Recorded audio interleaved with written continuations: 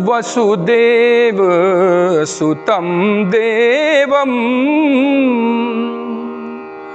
कंस चारूढ मर्दनम देवकी परमानंदम कृष्णं वंदे जगद्गुरुम। भगवान श्री कृष्ण जो कि पूर्णावतार हैं, अन्ये तु चांशावताराः कृष्णस्तु भगवान स्वयं। अन्य तो अंशावतार हैं, पर भगवान श्री कृष्ण का जब अवतार हुआ है तो 16 कलाओं से परिपूर्ण होकर के हुआ है। कंस के त्रास से जब पृथ्वी भयभीत हो गई और कंस ने देवकी और वसुदेव पर तथा तमाम मथुरा वासियों और व्रजवासियों पर जब अत्याचार किया है तो भगवान को आना पड़ा। भगवान श्री कृष्ण पूर्णावतार हैं।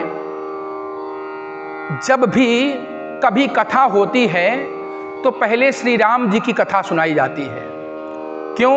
क्योंकि जो राम जी को जान सकता है वही कृष्ण जी को भी जान सकता है।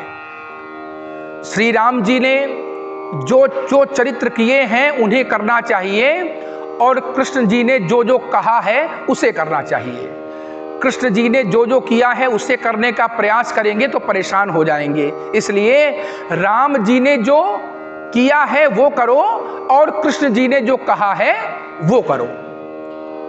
भगवान के परम प्रिय भगवत भक्तों, श्री कृष्ण जन्माष्टमी का व्रत अत्यंत ही पावन, मनोहारी और भाद्रपद मास में कृष्ण पक्ष की अष्टमी को होता है।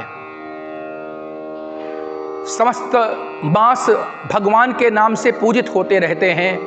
भाद्रपद मास ने कहा, महाराज मुझे कोई नहीं पूजता, बताइए मैं क्या करूं? तो भगवान ने कहा कि मैं तुम्हारे महीने में ही जन्म लूंगा। शुक्ल पक्ष को सभी अच्छा मानते हैं, तो कृष्ण पक्ष भी भगवान की शरण में गया और बोला, महाराज मेरा क्या होगा? तो भगवान ने कहा कि मैं तुमको भी विभूषित करूंगा। इसके बाद सूर्य वंश में भगवान रामावतार ले चुके हैं, तो चंद्रमा को भी है कि भगवान जो है चंद्र वंश में आए।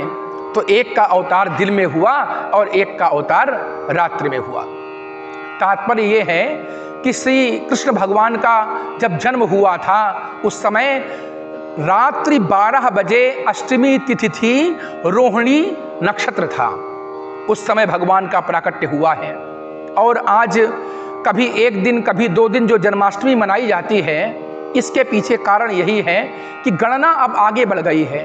कभी अष्टमी मिलती है तो रोहिणी नहीं मिल पाता। कहने का तात्पर्य कि आगे पीछे गणनाएं होती रहती हैं।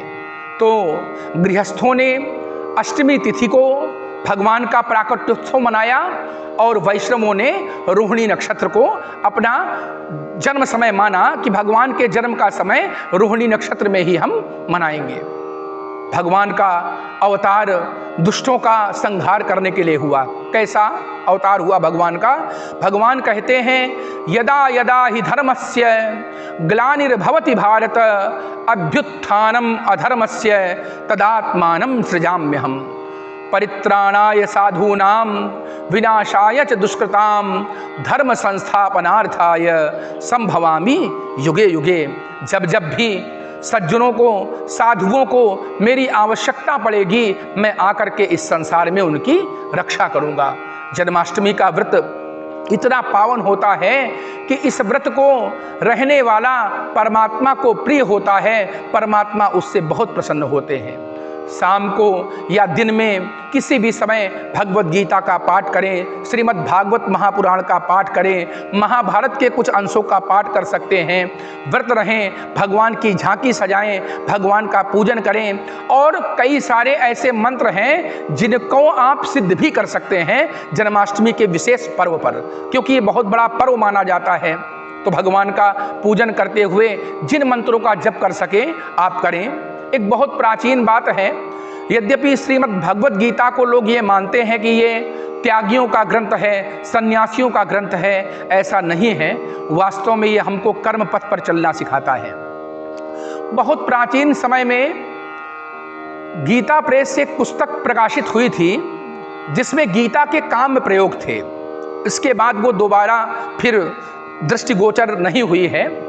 तो कहने का तात्पर्य कि गीता का निष्काम प्रयोग तो सबको मालूम है कि गीता निष्काम कर्म योग सिखाती है, परंतु गीता में कुछ ऐसे मंत्र हैं, कुछ ऐसे ध्यान हैं, कुछ ऐसे न्यास हैं जिनसे आप सकाम कामनाओं की पूर्ति भी कर सकते हैं।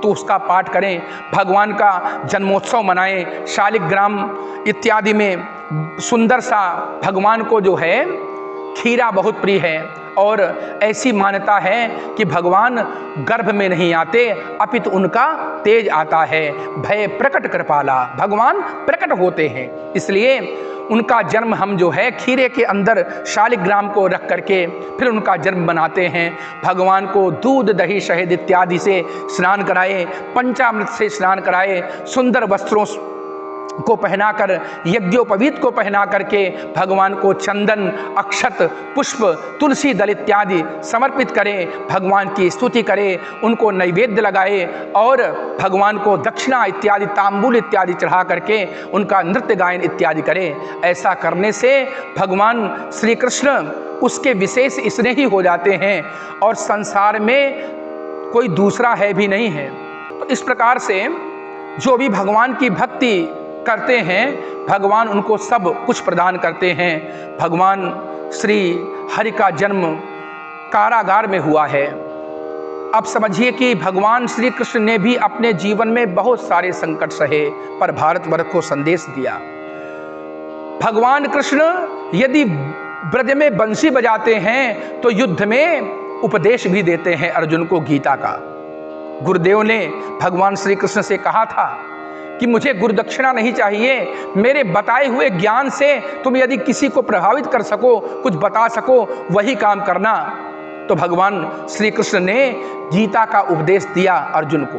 यदि वे माता की गोद में रहते हैं तो बड़े बड़े आतताई कूटनीतिज्ञ राजनीतिज्ञ राजाओं को परास्त भी कराते हैं। यहाँ तक कि कौरवों के आतंक से जब वसुंधरा आक्रांत हो गई तो भगवान ने उनको विनष्ट करवाया। यद्यपि उल्टे भगवान श्री कृष्ण को शाप मिला पर भगवान कृष्ण ने वो भी सहन किया। कितना कहें भगवान का जो तेज है वो कैसे हैं। सत्यव्रतम सत्य परम त्रिसत्यम, भगवान सत्य स्वरूप हैं और निश्चित रूप से यही सत्यता उनके महत्व को प्रतिपादित करती है। उनका स्वरूप, उनकी लीला, उनकी जो चीर हरण लीला है उसको वास्तव में कहते हैं स्वत्व हरण लीला। कहने का तात्पर्य कि आत्मा न तो स्त्रीलिंग होती है न पुल्लिंग। कहने का तात्पर्य ये हुआ कि गोपिकाओं के अंदर जो स्त्रीत्व का अभिमान था उसको भी भगवान ने दूर किया। तो इस प्रकार की भगवान की लीलाएं, विष का पान कर जाना या आग का पान कर जाना, गोवर्धन पर्वत को उठा लेना, ये बड़े बड़े चमत्कार अपने जीवन में भगवान श्री कृष्ण ने किए हैं। जो भी भक्त भगवान के इन गुणानुवादों को गाएगा निश्चित रूप से उनके जीवन में सफलता आएगी और निश्चित रूप से उनके जीवन में ज्ञान, वैराग्य, धन, धान्य और ऐश्वर्य का प्रादुर्भाव होगा। बोलिए कृष्ण भगवान की जय। हरि ओम नमो नारायण, ओम नमो नारायण, हरि ओम नमो नारायण, हरि ओम नमो नारायण, ओम नमो नारायण, हरि ओम नमो नारायण, हरि ओम नमो नारायण, हरि ओम नमो नारायण, ओम नमो नारायण, हरि ओम नमो नमो नारायण।